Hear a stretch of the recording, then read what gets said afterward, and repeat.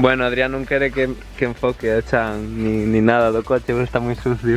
Pero vai salir nas tomas falsas.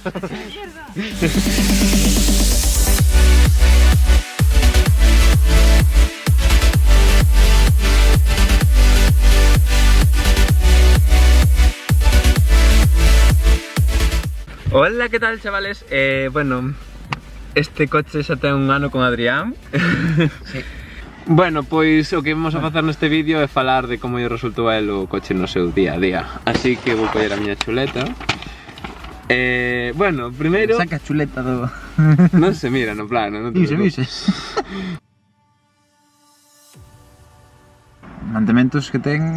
Son mínimos. Son mínimos, cambio de aceite. Faise por horas de uso, no meu caso. Porque claro, este coche ten o tema do motor. Non é eléctrico 100%. Ten unha tracción eléctrica 100%, pero ten un motor de gasolina o que tes que facer os mantementos de vez en cuando. Si, automáticos, cada mes salta, me parece que un minuto ou dous. Eso che deixa pois poñelo pois 24 horas. De aí para adiante xa se arranca solo a próxima vez que encendes o coche. Exactamente. Pero bueno, que iso, que para mantementos non fai nada o motor ese. Despois máis adiante vamos a afondar no tema dos custos, sobre todo nos custos de... As cargas. Exactamente, do custo das cargas. Vale, comodidade de conducción. Increíble.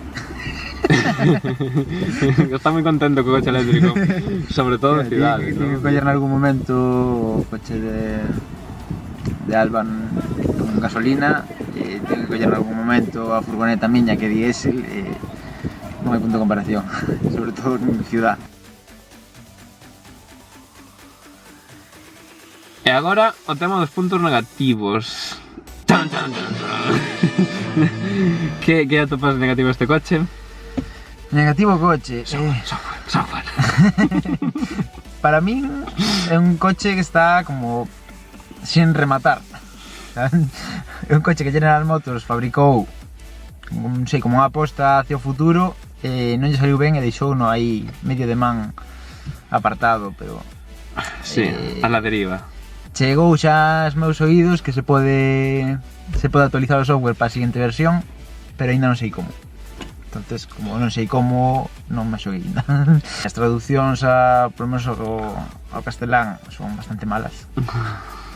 Feito despois para vos, Adri, algunha captura de algunha foto da pantalla que pon teóricamente o mesmo texto en inglés ou en castelán, non ten nada que ver. Xa solo o volumen do texto xa se mira que non é o mesmo. Sí, por favor, sí. Aparte que hai palabras que nin existen.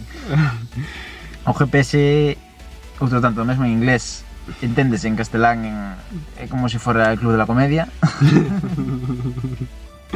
O GPS, como en todos os coches, é mellor usar o móvil, Google Maps.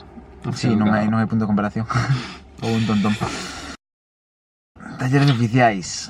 Eu tiven a mala sorte, por outro lado boa sorte, de que tiven que levar ao taller en dúas ocasións. Unha por un golpe que me deron nese lateral, que non sei se Adri vos vai poñer algunha foto do golpe.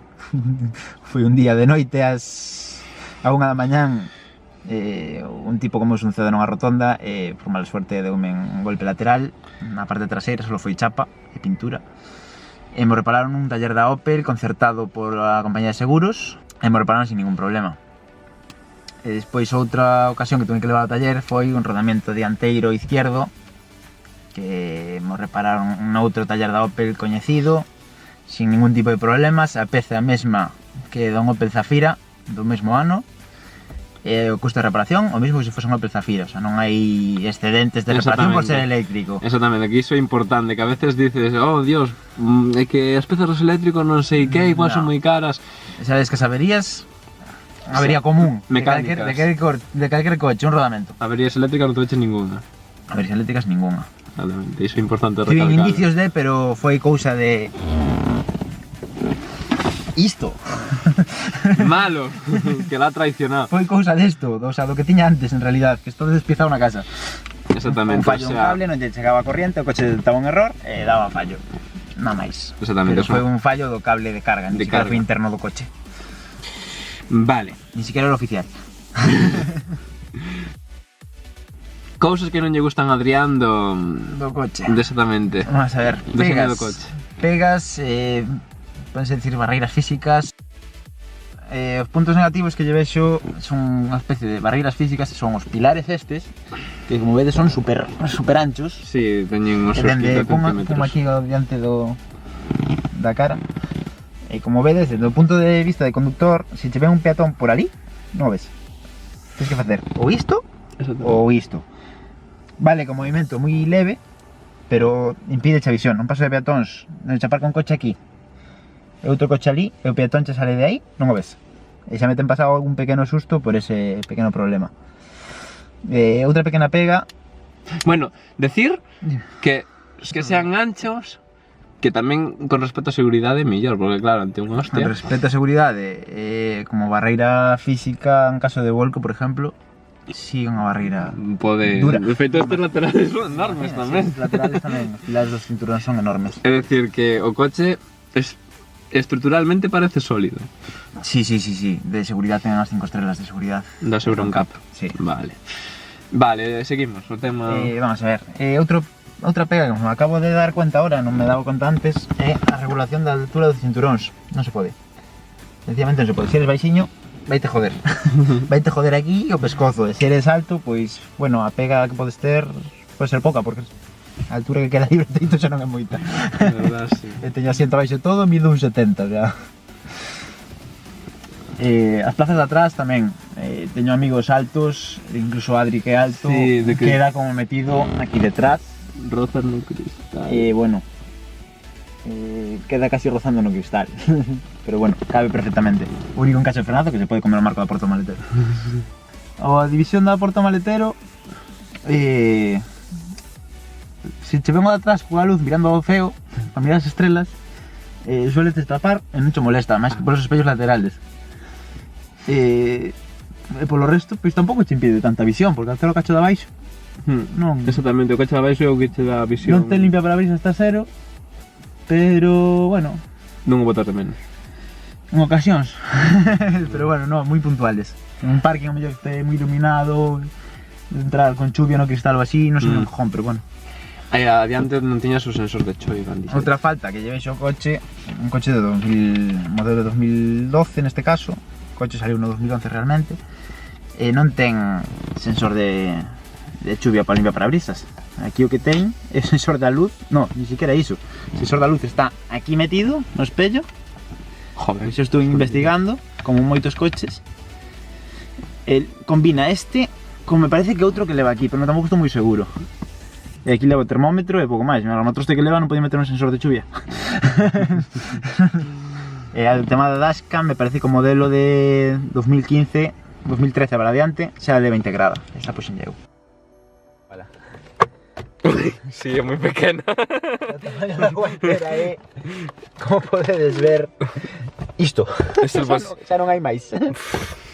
É a vergoña de Isto- Doraemon. Dios mío. É isto, non ten máis. De por ese cacho come no cochisme do Airbag que lle poden poñer alá. Xa, tamén é verdade, calquer outro sitio era válido. Era outra pega que se me colou antes.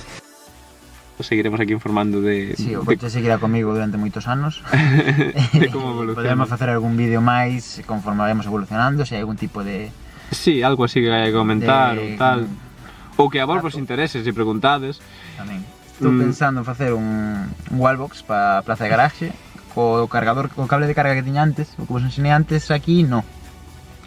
O que tiña antes, o laranxa que sale nos primeiros vídeos, que se me averiou por unha soldadura que tiña interna, desmonteino todo, agora vou facer un wallbox na plaza de garaxe e deixar o cable fixo. Porque salir por a mañá, ter que recoller o cable, un coñazo que te mueres. Exactamente, para ter todo Porque máis aparte cómodo. piso coa roda, entonces teño que desenchufalo, mover o coche para adiante, recoller o cable, meter o cable, cerrar a porta, meterme no coche outra vez e volver a salir. O sea, un pouco coñazo, pero bueno, a todos se acostumbrou. Quitaslle o cómodo do vehículo eléctrico. Son 2 minutos ao final, pero nin 2 minutos. Xa. Nada, iso é todo. Espero que vos resultase útil o vídeo. Poreivos, é verdade, poreivos o enlace á páxina de Electric Vehicles, que é onde podedes contactar co compañeiro de Sergio, se vos interesa facervos con Ampera, ou se non, pois calquer outro vehículo eléctrico, porque a partir de agora é o que queda. Pois sí. Anda, pois nada, xa está. Veña, Chao. Chao, guiño.